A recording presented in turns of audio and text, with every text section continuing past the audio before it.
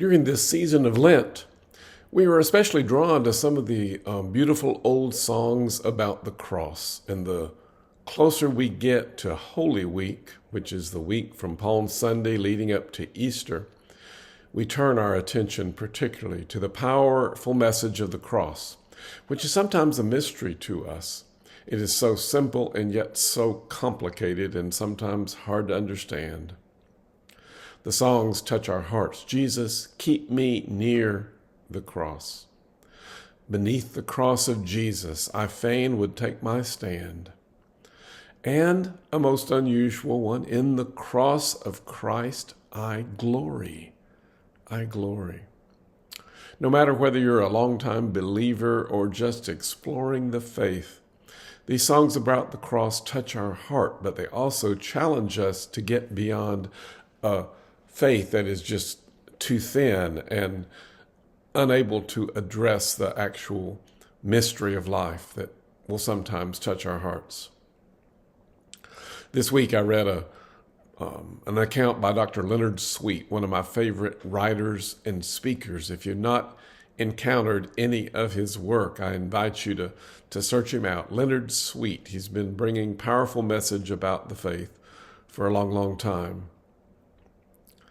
And in this particular story, he tells about something he learned about from one of his students who was a graduate student, and she was also a pastor. And the story goes like this. It's a story about a scientist.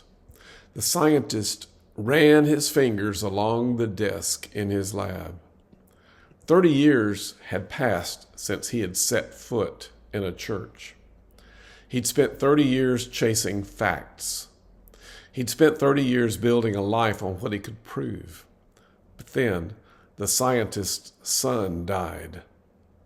There was no formula that could fix that. No data could make sense of it. So this graduate student, this pastor, she came to meet the scientist in his office. The scientist was surrounded by tools of precision. He wasn't meeting with her in search of some cutesy word or some empty comfort. He was a scientist daring to face deep pain. That day, she didn't preach. She didn't sugarcoat.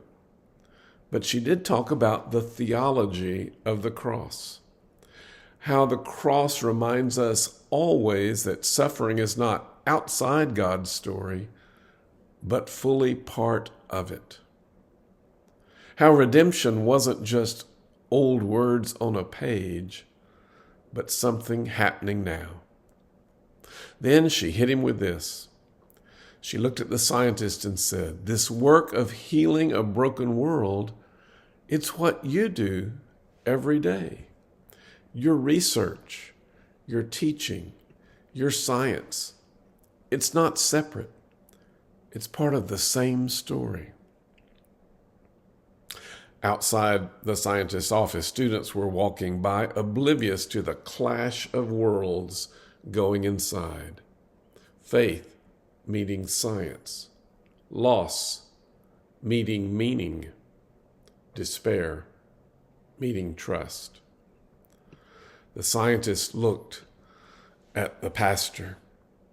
He searched her face for a hint of a lie or deception, but he didn't see lies. He saw life, and his guarded look in that moment eased. He leaned in, voice low, tinged with the same awe he had felt at his biggest scientific breakthroughs, and he whispered, "Does anyone else know this?" Dr. Sweet stood in the pulpit the next Sunday and shared the scientist's story. Because someone has to tell the world what he had never heard, what so many still need to know, which is why he continues to tell it again and again. Holy Week is upon us, and I hope your Lenten journey has been a meaningful one for you. For next week, if you were to look at our list of scriptures that we follow to prepare worship every Sunday, you might notice that there are scriptures for every day of the week during Holy Week. Back in the day, some churches used to have Lenten services every day during Holy Week.